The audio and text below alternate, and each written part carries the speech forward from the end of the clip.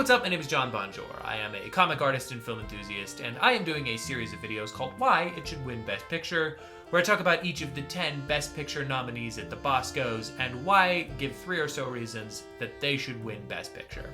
Today, we are discussing Marty Supreme. Marty Supreme is the story of a ping pong player going pro for about 30 minutes, and then there's a whole bunch of other stuff, a whole bunch of other very chaotic stuff, and then it's kind of that again right at the end. It's a very interesting movie that I think has a lot going for it, most notably, first and foremost, the editing on Marty Supreme is so tense and so much fun in a very weird way. It's a stressful movie. It's a movie by one of the Safdie brothers, which makes sense because those are extremely stressful movies that they make. So why wouldn't this be a one of those? The whole movie feels like a ride from start to finish, and that is in large part due to the editing of the film. It's quick cuts, but not in a take-any kind of way, in a way that feels intentional and artful. It's long shots that are intercut with quick cuts. It's reverse shots to things that are important. It's sticking on a character for longer than you should be sticking on a character. There's a lot of unconventional editing choices that I think are very important to what makes this movie work, to what makes the story and themes, as well as the tension and vibe of the film, cohesive and successful in what it's trying to do. Because there's a lot of ways that this movie could have gone off the rails, and I don't think, generally speaking, it does any of them, which is very impressive to me. That is also very much due to Timothee Chalamet has done a lot of very interesting roles. He's extremely good in Dune.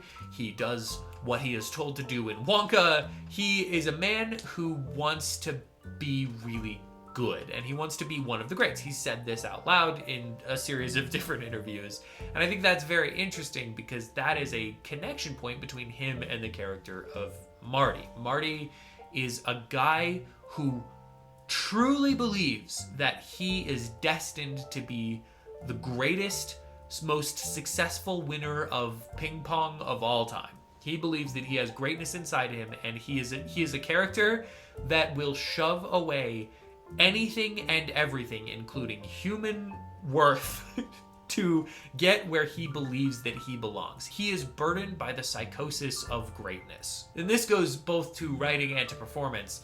The story of Marty Supreme he's set up in such a way that you immediately connect with him as the classic underdog. He is a young kid with dreams and goals, and he wants to be good. He wants to be great at this thing. He's set up in the classic sports movie kind of way where he is the underdog of the film, and the first 20 minutes you really truly believe that that's what the movie's gonna be, and then there's this weird turn where for the next probably hour or so, I don't know the exact runtime, but for the next it's long, it's for the next hour, maybe 2 hours, the movie is systematically destroying everything you have ever liked about Marty's character, tearing him down further and further and further, and at every turn he is given the opportunity to make good, human, moral calls, and he just doesn't. You're given this character that you immediately root for just by the nature of media literacy, and the movie itself proves to you that he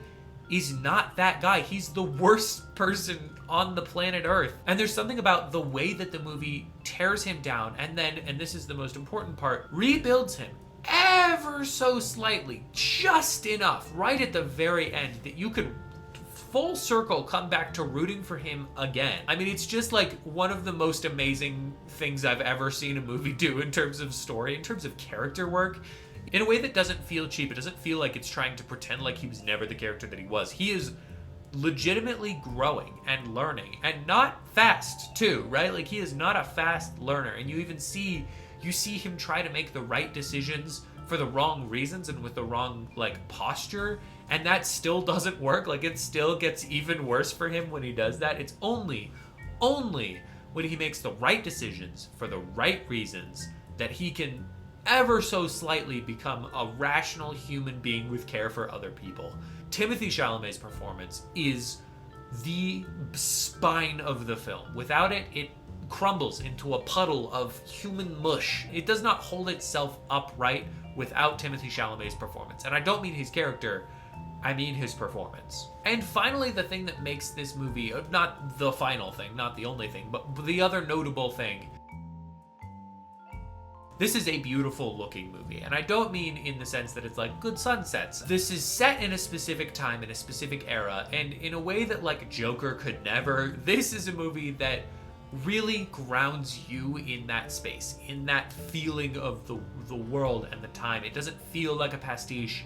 It feels like they time traveled to shoot this movie. Everything from the set design to the production to the lighting to the sound, all of the technical aspects of the film work together to build this world that feels morally solid and yet completely corrupt. I'm going based off the one time I've seen it, right? And so I want to watch it more. I want to analyze it more as time goes on.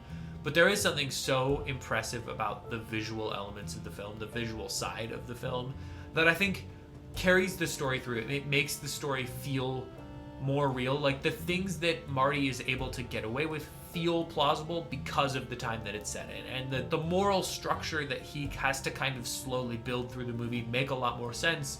Again, in this time, this is not a movie that you could translate to 2026 and it would play in the same way. It just doesn't feel the same. It needs to be set in the time that it is. And I loved it. I loved Marty Supreme. I think Marty Supreme genuinely deserves to win Best Picture. If you've seen the movie, what did you think of it? And if not, what is your favorite sport that you would like to see get a movie that hasn't gotten a movie? Let me know in the comments below.